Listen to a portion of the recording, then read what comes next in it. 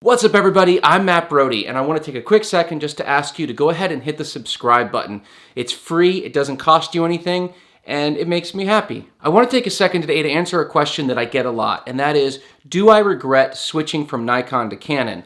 Now if you've watched the channel for a while, you'll know that I was a big Nikon fan. I loved my Nikon cameras. I had two Nikon D3Ss. And in fact, I started shooting Nikon almost 20 years ago with my first Nikon SLR, which is an N90S, which was way back in the film days when I was actually still in college.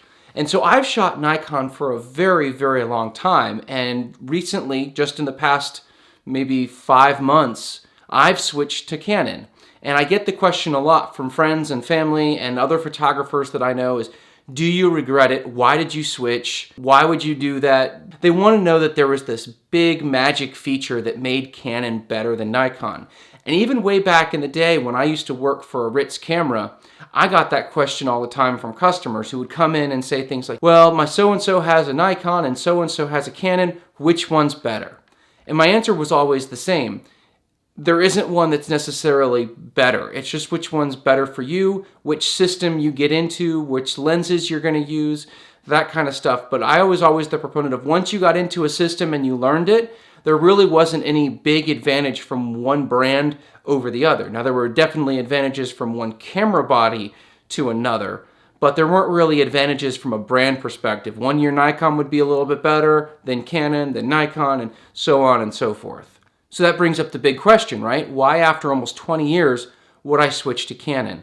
And the answer for me was fairly hard, and it came a lot out of that I'm doing so much more video work, both for myself and for other clients. And when I was looking for a vlogging camera, I ended up going with the M50 because the Canon M50 was actually the best vlogging camera that I could find that met my needs. I should also preface this whole conversation with, I've shot Canon for video for a very long time. In fact, a lot of the video cameras that I used, even way back when I was using Hi8, was a Canon XL1 and an XL1S. So I'm very familiar with Canon's video capabilities. After I got the Canon M50, I started feeling like I was just carrying around too many systems. There was too complicated trying to keep up with this and that, and if I wanted to change a lens on the M50 and do something, I didn't have a way to do that. And I was doing a lot more video work for clients and things like that, and I just needed a better solution. And so I finally decided it was time to upgrade my Nikon D3Ss.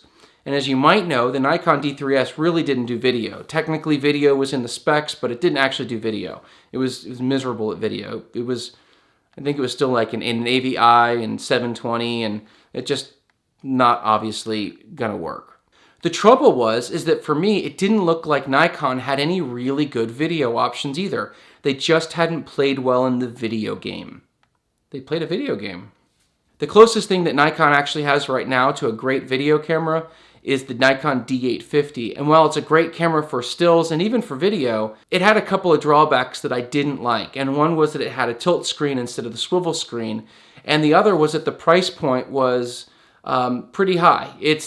I came from using the Nikon flagship, so I understand the value there, but it was the sort of the second tier, right? It's right below the D5, and so it's fairly expensive. And so looking at the pricing options and knowing what I was going to have to get if I switched, and wanting all of my cameras to be sort of interchangeable, wanting to be able to take my lenses from my DSLR and put them on my vlogging camera if I wanted, even if I had to use the small adapter, I just felt like that was really the system that I needed to get into. And so I ended up switching to Canon.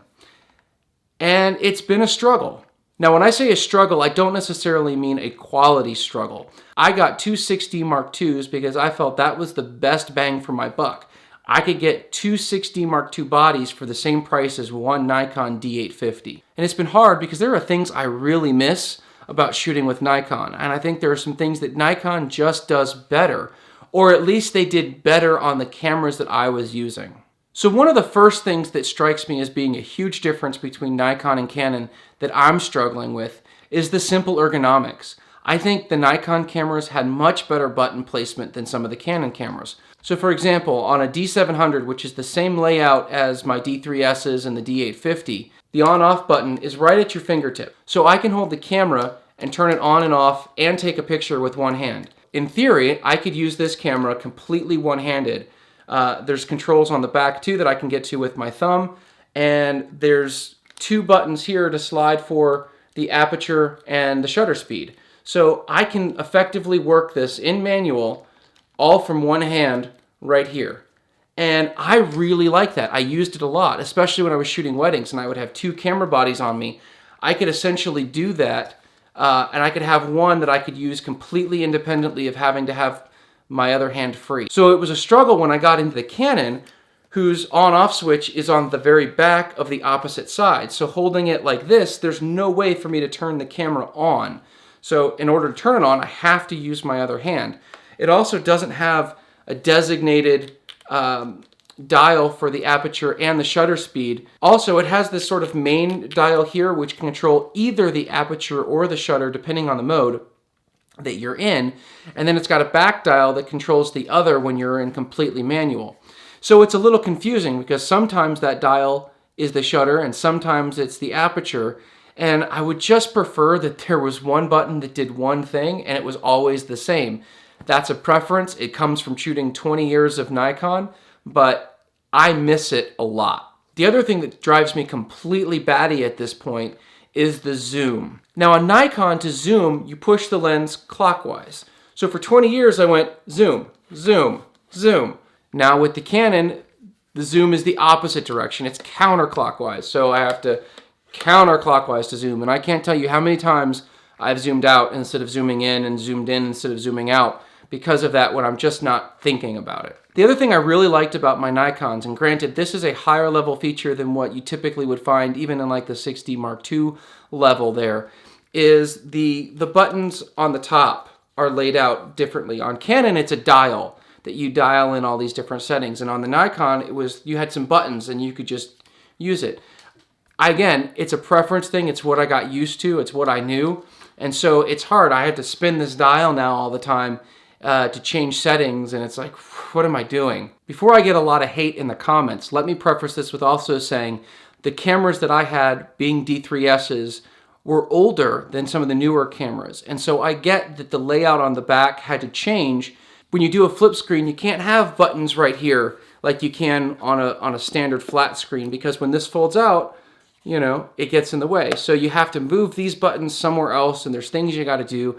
And I get all that. I really do. I don't have a problem with the idea that they had to make some changes in order to get the flip screen, because this flip screen was a huge selling point for me. And it's really the reason that I went with the 6D Mark II over getting something like the 5D. Now, I don't want to make it sound like I'm still a Nikon fanboy, and even though I shoot Canon, I hate Canon.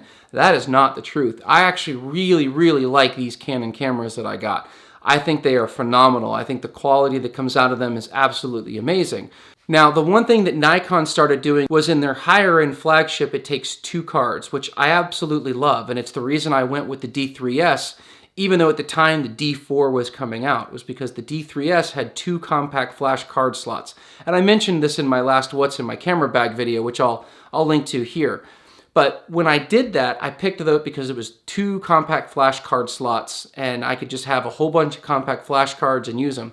Now I'm having to use SD cards, so switching to SD cards, which isn't really a big deal, but the camera bodies that I've got don't take 2 cards here. So I'm back down to 1 card, which, while it's fine and you know the odds of having a card malfunction are slim, they are still there. And so as a professional, in the back of my head, I'm thinking, what happens if this card fails or something like that? I want to make sure that I have my content that I made. And so only having 1 card slot in these cameras freaks me out a little bit. But I'll tell you the thing I miss the most about Nikon, and this is not a dig on Canon by any means.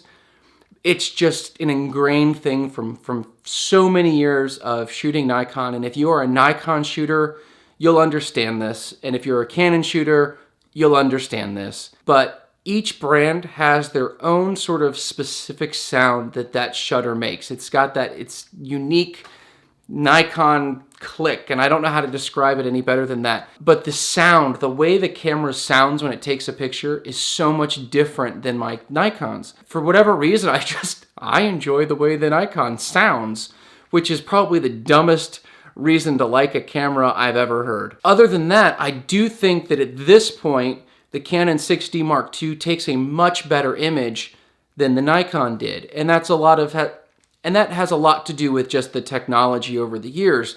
And the Nikon D3S is a system that's probably 6 or almost 7 years old now. So obviously there's going to be a lot of changes in the technology and the sensor. The Nikon was like a 12 megapixel camera, which brings me to another frustration factor. And it's not a big deal as long as you plan for it.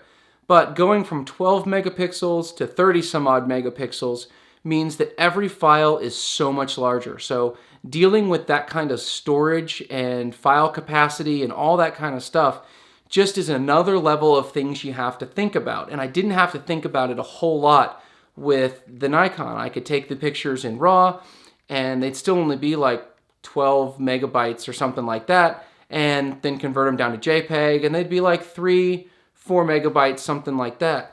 Now, if I take a file from the Canon and I convert it in Lightroom into a JPEG, that file is still like 16, 17, 18 megabytes, which is, really big. And so I've had to come up with different solutions. I can't just email a photo, a full res photo, to somebody anymore. I either have to downsize it even further, or I've got to upload it to like a Dropbox or some other system to get it to them, or put it on a flash drive. So it creates a little bit of a change in my workflow and how I do things. It's not, again, a big deal. It's something to get used to. And it'd be something I'd have to get used to if I had switched to the D850. So it doesn't have anything to do with Nikon versus Canon, but it is a change for me going from the cameras that I had to the cameras that I have. All right, well, that's it. I just wanted to share a little bit about why I switched and what I miss about shooting with Nikon. If you like the video, please give it a thumbs up button. It helps out a lot. And as I mentioned before, if you haven't already, hit the subscribe button. It's free and it makes me happy. Also, I'd love to know what camera you're shooting with and how you like it, and have you recently switched and what happened with you and what were your thoughts on that. So if that is something that you have done, leave that information in the comments below. I'd love to know about it. Anyway, until next time, God bless, keep shooting, and we'll see you tomorrow.